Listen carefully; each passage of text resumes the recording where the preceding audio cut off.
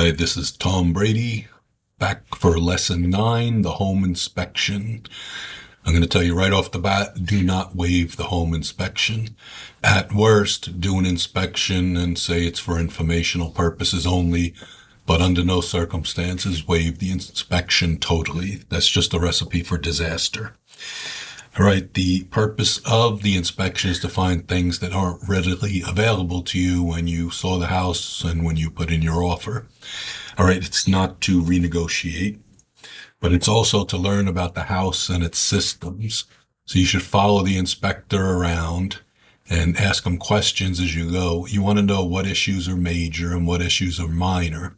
And you don't really want to wait for the inspection report. You want to know after the inspection.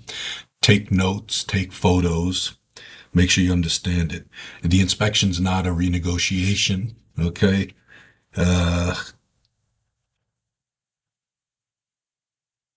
inspector is perfect. I only recommend one inspector because I really like him, Tim. Good guy, thorough. But I wouldn't just go blindly with my realtor's suggestion of an inspector, because some inspectors work closely with the realtors and they might look out more for the realtor than you. All right. I'm not saying that's common, but you should be careful. Google the inspector, get some reviews in that. You should definitely be present during the inspection. Make sure you're there. Make sure you follow the inspector around. Ask some questions. You don't want to interfere with his work, but you'll learn a lot about all the systems in the house, all the issues in the house by talking to the inspector. Okay, the inspectors I like will give you a price range. Some of them won't. But if I say, all right, you found this wrong, ballpark figure, how much does this cost to remediate? If they tell me 500, okay. If they tell me 5,000, okay, I need an idea because some things I don't have any clue about. Some inspectors won't give you a price range, which I won't use those inspectors personally. All right, and I'm not asking for a down to the penny, just a roundabout number. Okay, I recommend getting a credit in almost every instance instead of a repair. If you ask for a repair, what are they going to do? They're going to do the cheapest and quickest repair they can. If you get a credit, you can have it done the way you want it to your satisfaction.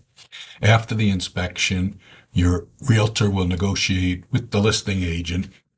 I recommend that you don't let the lawyers negotiate for you, because then they might charge you a fee if things fall apart and you decide to walk away from the deal. And your options would be to request repairs, request credits for things. The seller can do them, grant the repair, grant the credit, or they can refuse. If they refuse, you can walk away.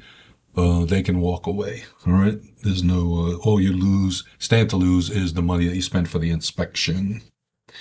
All right. And sometimes you'll want special inspections. If the inspector brings up a question about the cesspool or the pool or the electrical, you might need to have a specialized inspection. It's not that common, but some people do have it. If there's an underground oil tank, I would recommend walking away. But if you don't, you might want to try and have the inspection to see if it's leaking. But the homeowner, generally listing agent, won't let you inspect that, because then if they know there's a problem, they have to remediate it, or at least tell all the other potential buyers about it. So a lot of times you might want to inspect, say, the septic system, and they'll say no. It's not that they're necessarily hiding anything, but what they don't know, they don't have to disclose. But if they know it, they have to disclose it. So a lot of times they're going to just turn you down with that. All right, so that's the thing about inspections. You'll get the report the next day, usually, from the inspector. But if you followed them around, took some pictures and notes, you should already know what's going on. You and your agent can get together and see what major things you want fixed.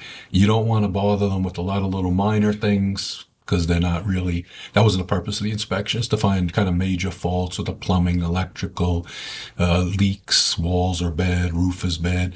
It's not really to find just minor picayune things, all right?